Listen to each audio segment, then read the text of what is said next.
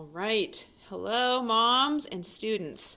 I wanted to give you a tour of my sample director project board and let you know the things that I talked to the kids about today so that you know where to start for this week. The kids helped me put this board together during class today. So I had all my printouts ready and available. I prepped them as I was prepping the class so that I could know what to tell the kids, and so I made mine. And so we worked on it together so they could get a feel for putting together a board before they had to practice on their own. So I'm going to take you through my board and what I said to the kids. So hopefully that will help this week. This will be the final ending board idea. They will have their board up here. Their lab journal and their full printed paper will also be at the science fair, like so. The idea behind the board is that this is a summary or a condensed version so that someone can walk up and look at your board and have a general idea of what you did without having to read your paper. If they are interested in more details, they can read your paper. If they're interested in even more details, they can flip through your lab journal and really see exactly what notes you took. But the board portion is to give everyone a quick, maybe 5-minute overview of what you were doing, why you were doing it, and how it turned out. So you see all of the categories on the board are actually the exact same categories as in the paper. We have our research problem, question, and our background research. And then we have our hypothesis, materials, and procedure, which is short, which we'll talk about in a second. And then over here we have our results and our conclusion. Okay, so I'm not actually entirely certain where I should start. I told the kids that white paper on a white board is very difficult to see, and most science fair project boards tend to have some sort of color behind what you're doing so that you can find and navigate the board easily. So you can see that all of my everything has color behind it. Now, this is a very mixed up board, one, because all of the kids were just throwing paper onto color and cutting it out however they wanted. So it's very mismatched. There's some black and dark blue over here, and there's some pink and purple over here. I would probably not choose to make it that mixed up for my actual presentation. I would probably pick 2, maybe 3 colors and keep repeating them over and over so that there is a cohesive structure to the board. It's still a little cluttery simply by the colors. The eye doesn't really flow very well. So I would pick less colors than this for a real board. Also, we discussed font choice. It is okay and perfectly fine to use a fancy font for your titles. But you probably want it to be the same font for all your titles. So this panel, I used this same font for all 3 of those so the kids could see how the same font all over helps it to look like it flows well. But then I wanted to show them different options for fonts. So I used a different one over here so they could see another sample of a font. And then I wanted to show them also what it just looked like with plain Times New Roman.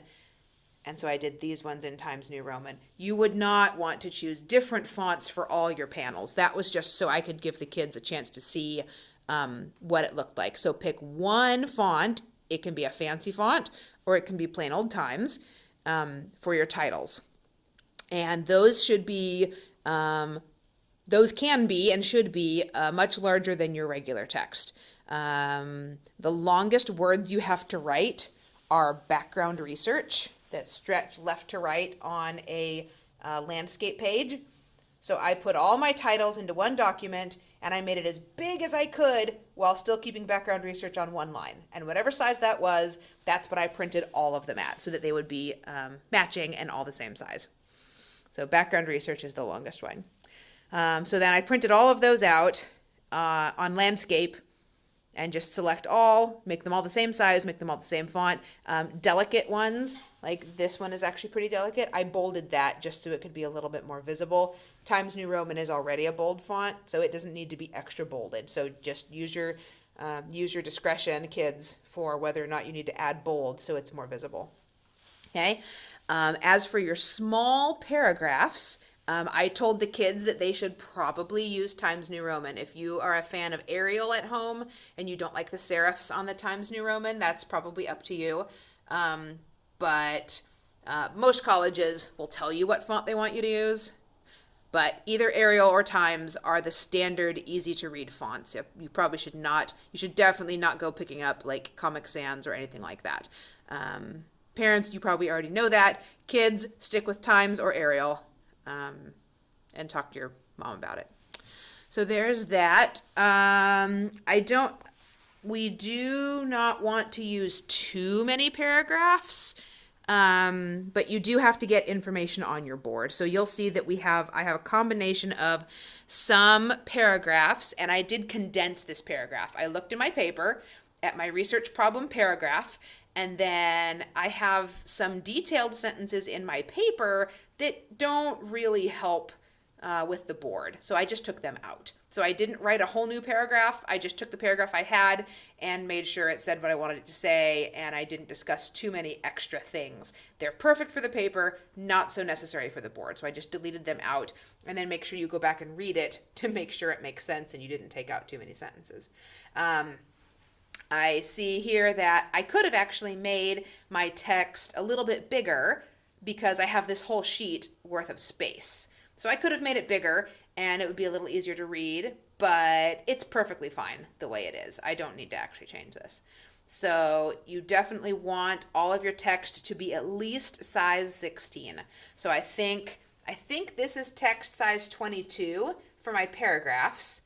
And then when I came down to my single sentences, it's like 28 or something like that. So there is a difference in my small text sizes, and that's okay. I think as long as the titles are the same size and your colors are more matching than mine, it will make your board have a better cohesion across the whole thing. Let's see, what else should we say? I discovered down here, this board is from Office Depot, and it was like $9 or $8. It wasn't bad. And it has this pop-out header. And we had a discussion about it looks all nice for the header, but then it makes this giant shadow underneath. So I think overall we decided we would rather not use it. You can use the same board. You just don't pop it forward. You just pop it backward instead, and it just stays. Please hold while I rearrange my board. There.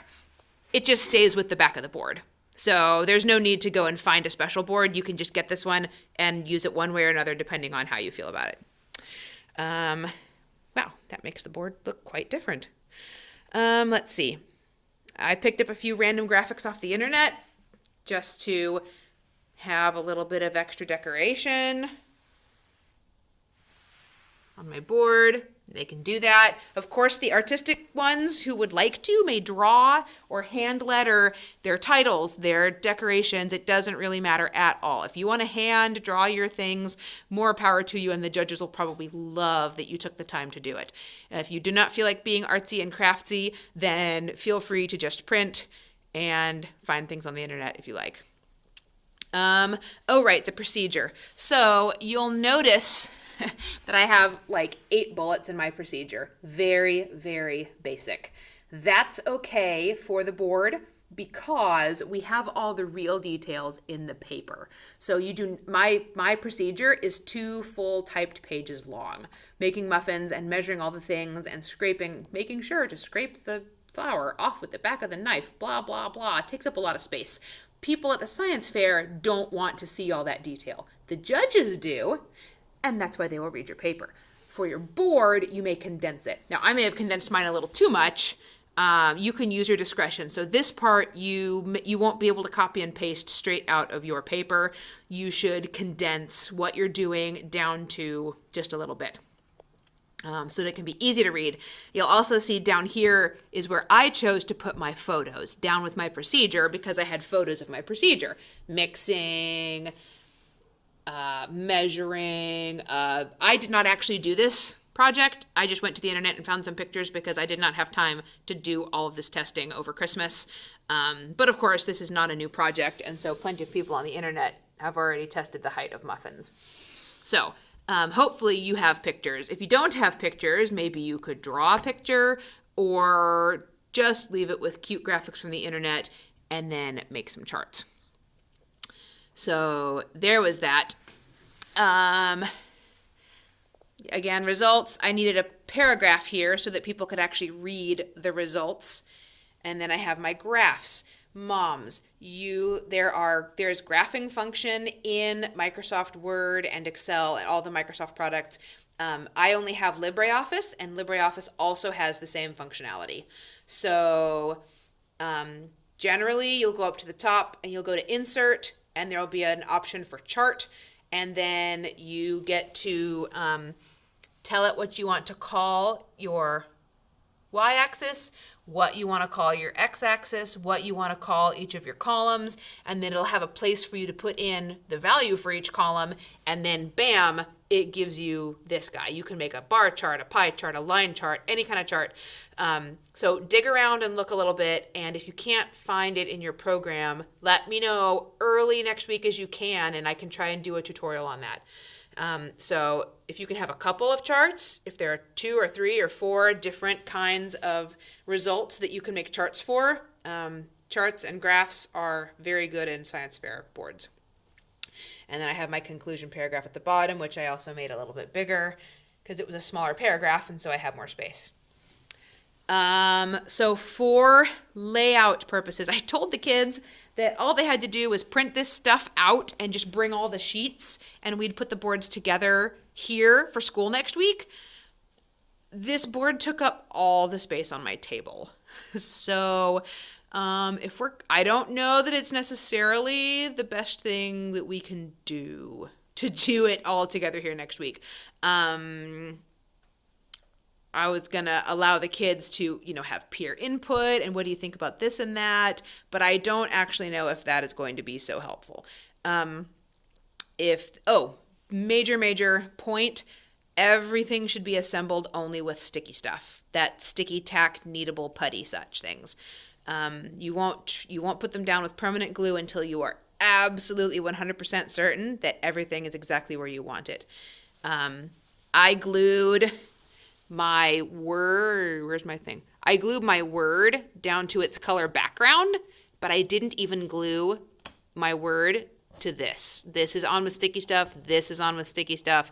Even my little graphics, my photos, every single thing is on with sticky stuff so that it can be easily moved and changed without destroying anything. I also told the kids not to write on the board itself. If they want to do art, if they want to do lettering, to do it on paper, because you can always back out. You can always redo it as long as you've done it on paper. And then taping it, well, we won't tape it probably, but gluing it to the board is the very last thing you do. You can use the little glue dots if you want.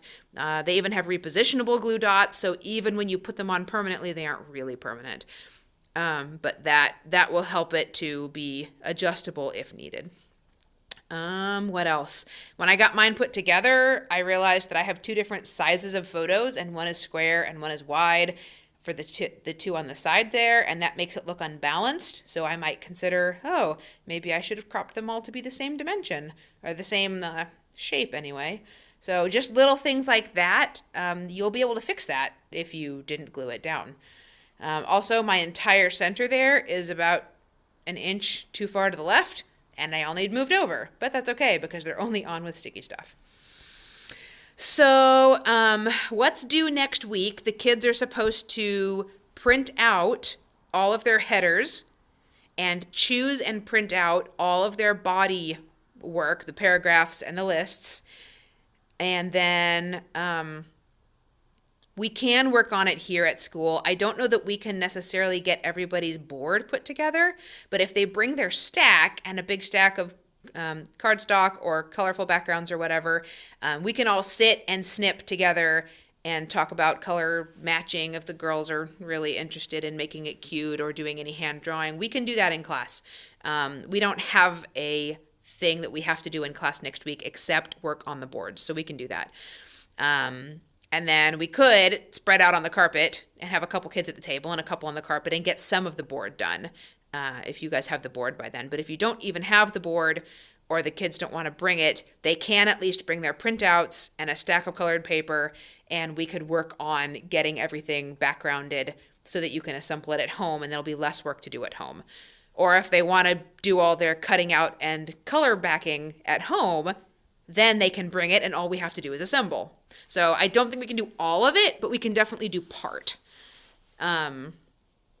So I think that's all I have to say. I think I hit all the high points of what we talked about in class. Yeah, so there's my project, which I didn't actually do, but hey, I did all the extra work and I did all the research.